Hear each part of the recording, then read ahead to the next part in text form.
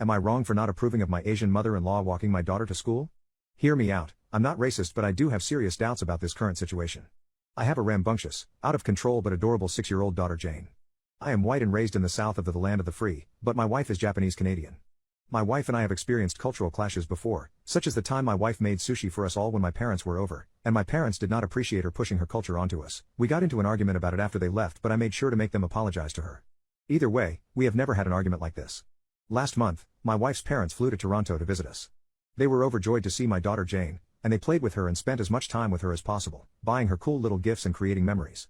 My parents-in-law spent 2 weeks in Canada, and we all had a good time. They brought her some Japanese toys and I was okay with this.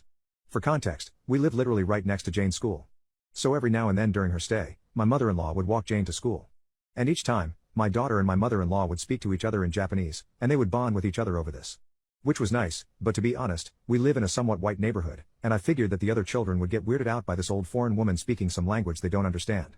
So one day, I suggested to my mother-in-law that rather than walking my daughter to school, she would assist my wife in doing the morning household chores, and that I'll walk Jane to school each morning. I explained my reasonings for this and we ended up having an argument.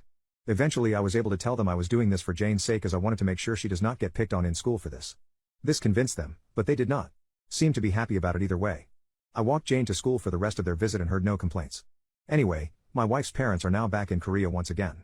A few nights ago, I was lying in bed with my wife casually chatting with her, and we started talking about her parents' visit to Toronto and how sweet it was. While we were talking about this, I mentioned that I didn't want to embarrass Jane by having my wife's mother drop her off at school every morning. My wife just froze, and she turned the light on and she asked me if I knew how insulting I sounded. We didn't get into a fight or anything, because Jane was fast asleep, but we had a bitter argument, and my wife grabbed her pillow and went downstairs to sleep. Am I wrong for this?